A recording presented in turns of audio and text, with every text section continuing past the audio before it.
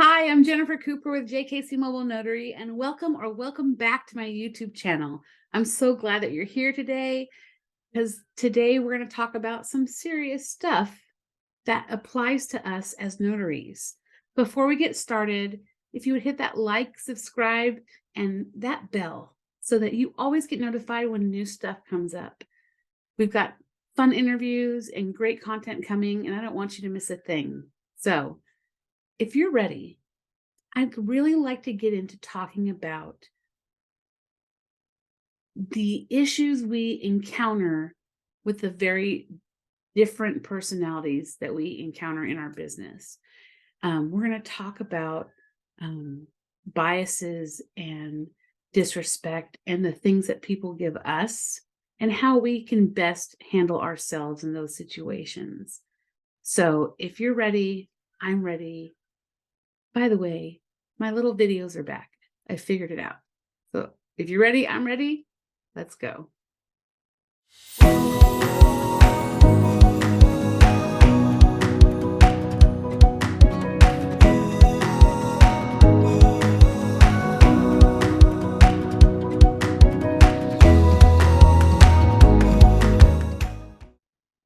Okay, well, as mobile notaries and loan signing agents, we interact with a wide variety of people, personalities, and situations. And because of that diversity, we're bound to encounter difficult people and personalities. How you handle yourself in these situations draws a line between the professional and the unprofessional. It also enforces your own personal self-respect and sometimes protection. So let's first talk about difficult personalities and situations.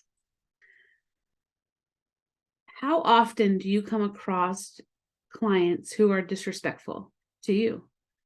And what does that look like? It can look like a lot of things. It could be big, it could be small, but people who are rude, who have called you into their homes or who have been scheduled, you have been scheduled to go into their homes, who are rude or short or just disrespectful to you and your space. There's different varying versions of this. There's people who are intentionally disrespectful, and there are people who are mindlessly disrespectful. Let me give you an example of what I would call mindless disrespect. I have a blog post about this. It spurred a blog post. In my first year as a notary, in the dead of the summer, I had a loan signing at a gentleman's home, and it was probably 115 outside. That year we had a pretty bad bout of mosquitoes, and he had us set up in lawn chairs with no table in his garage. It was sweltering. And when I suggested we go inside to a dining table or a kitchen table, he continually ignored me until finally I said, I'm sorry, I'm going to have to stop the signing because I cannot work in these conditions like this. So he did get up. He took us into the house, right past the dining room table, right past a really clean open bar area, onto sofas around a very low coffee table. Is this being intentionally disrespectful? No, I don't think so. I think it's just a thoughtless respect. And I was doing loan signings all day that day. I was also exhausted. That's not his problem. That's my problem. But there are situations you're going to encounter where people are just mindless or downright rude. So why I'm bringing this up is that you have to probably think about that before you head out to appointments. Hold on a second. My dog is snoring. I don't know if you can hear him or not, but how are you going to deal with difficult people? How are you going to deal with the man who has you outside in 115-degree weather? What's the best way to deal with that? My first response to that always is going to be, it doesn't matter if they're being disrespectful. And we're going to get into levels of this, but for the mindless disrespect or the casual disrespect or whatever you want to call it, your behavior should always remain professional and patient and kind. We do not respond disrespect with disrespect. And we're going to talk about that a little bit more too. That's the first one. I want to talk about sexual misconduct and assault. Now, this sounds incredibly aggressive. I'm going to give you what the definition of those terms mean. Sexual misconduct is misconduct of a sexual nature that exists on a spectrum that may include a broad range of sexual behaviors considered unwelcome. This includes conduct considered inappropriate on an individual or societal basis of morality, sexual harassment, and or criminal sexual assault. How to handle. What can this look like for you? Now, this entire list, guys, applies to men and women, okay? Nobody is immune from the different things that we can encounter in our business. And so what you may experience, and I know notaries who have over the phone, based on their picture on Google, I have in appointments experienced innuendo comments about me, innuendo comments about each other, sexually charged situations that can put you in a really awkward position. Now, I am first and foremost going to tell you that at no point during your appointments, at no point in your career should you accept this kind of behavior towards you. Your person and your safety is more important than the dollars that you're going to lose if you walk out on that signing. And let me tell you how to walk out of a signing. I cannot work with these conditions. I apologize. If somebody's hired you like a title company or a signing agency, you tell the signers. I will tell the signing company, I'll tell the title agency to find you another notary because I can't do this with you today. Thank you very much. And you get up and you leave. And then contact the people that hired you and tell them the situation. You do not need to sit in a house anywhere with people who are sexually affecting you, whether it be just sexual harassment, whether it be touching, whether it be the environment in which you're sitting in with other people around you. It doesn't matter what it is. Nobody's allowed to touch your body. Nobody's allowed to talk to you about those things, and nobody's allowed to talk about those things around you. Now, I'm going to put a caveat. I'm going to put a thing here. I know a lot of notaries, and I am one of these notaries, that the relationships I build with signers can be really casual. And I don't walk in like the Queen of Sheba, right? There is a professionality to me, clearly, but I also am a human being, and I pride myself on, and I scream it from the mountaintops. Those signers are people, and I treat them like people. So we can get into some casual fun. I'll even use the word flirty conversations without it being in my intent to ever do that. But there's going to be a line drawn, and you've got to decide where that is for you. And for me, it's pretty clear, but it happens all the time to notaries. I know of notaries that it's happened to, and your responsibility is you. I know how hard it is to walk away from a $150 signing if that's where you are. We are not in a boom right now where that kind of money is being thrown around. So I understand how hard it is to walk away from it, but it is more important. You are more important than that dollar bill. So there's that. The other difficult personality and situation I want to talk about is political and religious extremism. Political extremists believe outside the mainstream social values, and it's on the fringe of ideological spectrum. Religion, same way. Here's the thing. You, in all of these situations, you need to set your own bar, okay? If you don't want to talk about politics because it is divisive, don't engage it. But I can't tell you how many appointments I've had where politics has come up. I'm paying this interest rate because of California governor. I'm paying this interest rate because of the president.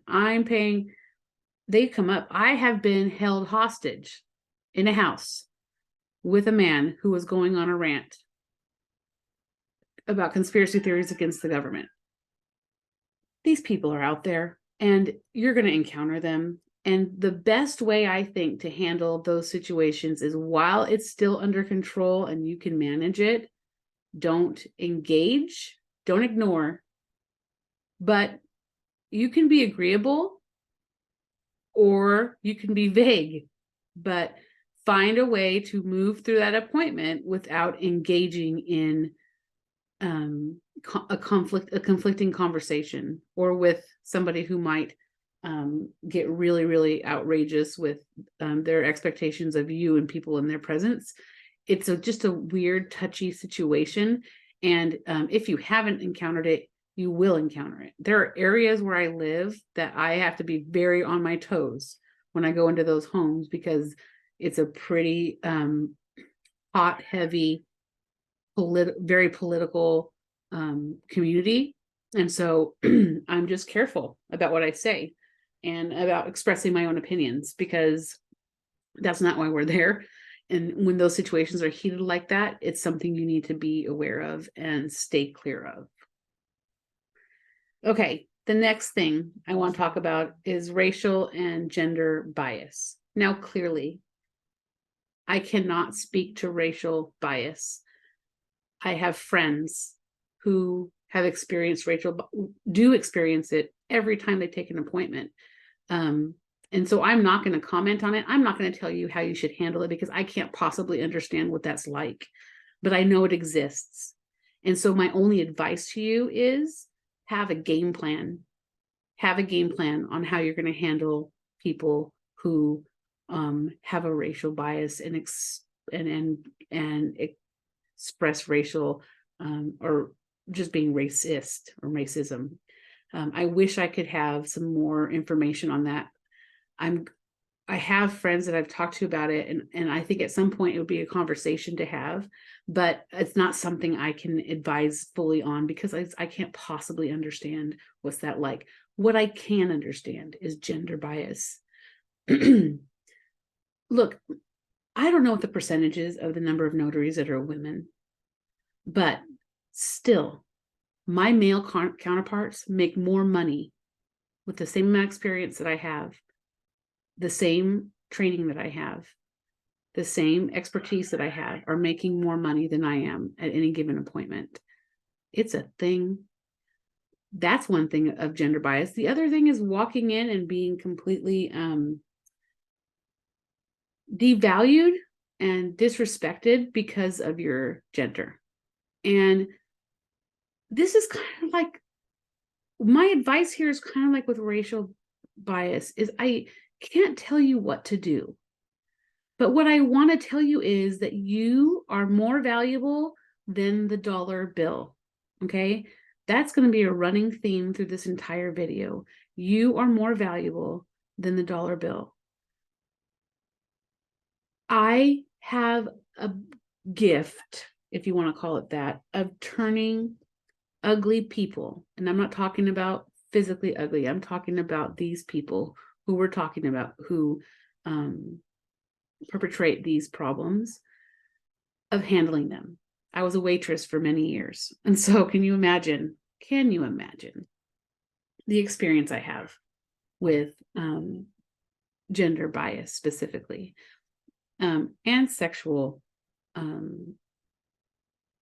assaults and things like that? It's just, as a woman, there are very few of us who haven't walked through that. So what I'm saying is those experiences, as I grew up in the service industry, have given me the tools to tackle without fighting with people like that. And bottom line, unless it's incredibly aggressive and disrespectful, like just in your face disrespectful, I can work through a notary assignment pretty quickly and get myself out of there. So the whole theme of this is we want to maintain our credibility, right? Our integrity. Our integrity will be damaged if we come across a table at a signer to punch him in the face because of something he said or done. Is that protecting you? Maybe it's also causing another situation. So my first advice always in any of this situation is get up and leave. Okay. The theme of this is to be who you are, no matter what. Now, there are things we cannot stop that are going to come at us as notaries in this industry, as people in this industry and in this life. So being who you are, no matter what, does not mean sharing your beliefs or your stands on hot topic issues, showing disrespect in response to disrespect, because not all clients are your ideal clients, right? If you have 10 appointments this week, how many of those 10 are you just in love with and you can't wait to work with again? For me, that average is not that high. So not every client is your ideal client, and not every client do you want to leave you a review. Do you want to call you back? That's not. But because we are in business, what you don't want to do is to go off on these people and have them write scathing reviews about you that will hurt your business. So my first advice is be who you are, no matter what, without engaging in the destructive behavior of these people. Because what is your end goal as a notary? What is your end goal as a human being? Right? Is it to have a successful business? Well, that means we've got to have a little self-control and self-awareness. As notaries, our job is in the service industry. These are service positions. We are in service of our clients, but that doesn't mean we should allow abuse or misuse of our bodies or our time. Note to my hostage situation, right? These rules apply to men and women. And we have all witnessed something on this list of difficult clients. And the standards I've set out for you apply to everyone. You still have to navigate this on your own. You still have to figure out what works for you. But now, if you feel comfortable, I would love to hear about some of your most difficult and distressing notary appointments and how you handled them. I'm really considering of doing a series of interviews with notaries to talk about their experiences and get so many different perspectives on the issues we sometimes or often face. I'll leave a link to schedule a 15-minute call to discuss that if it's something you're willing to do. This is a kind of heavy subject, so I hope that you guys understand why I think this is important. It's been on my mind a lot lately about how the rules we set for ourselves. You know, when I first was becoming a notary, I was seriously considering getting a permit to carry a handgun, carry handgun. And after having done this for, 2.5 years, that's never been an issue for me. But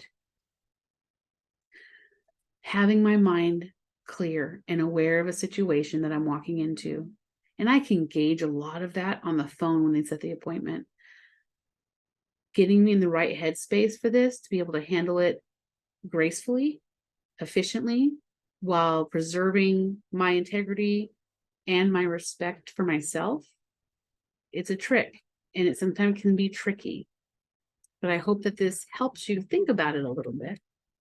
I also want to remind you that I just had my notary course come out. It's the Notary Business Essentials course. It's for brand new notaries who need some help setting up their business. I'm not going to teach you how to be a notary, but I will teach you and point you in the direction you need to go to set up your business licenses, your fictitious name, all of that fun stuff that can be a little overwhelming. I'm here to help you out. That information is in the link down below, and there is a coupon on it for until July. So 10% off. It's $49.99. It's a pre-recorded 8-module course. You log in and you get some you're part of a membership group in my webpage, so you can keep coming back to it over and over again. The other thing I have is the notary resource page, and that's $10, and that has a ton of resources for you. Links and discounts to the best training platforms, equipment that there is in the industry. And I would encourage you to check that out. Also, the link is down below. If you guys like notary content, this is a little different from what I've done before, but notary-based content, and you want to see more of it, I encourage you to like, subscribe, and ring that bell. I sound like a broken record, but I'd love to have you just join this family as we continue to grow on this channel, and we grow and are able to touch the lives of many, many notaries in this country. That's my goal. I'm so happy you're here with me. But so come back next week for more notary business content, more interviews, more stuff like that. Until then, take care of yourself. We'll see you later. Bye.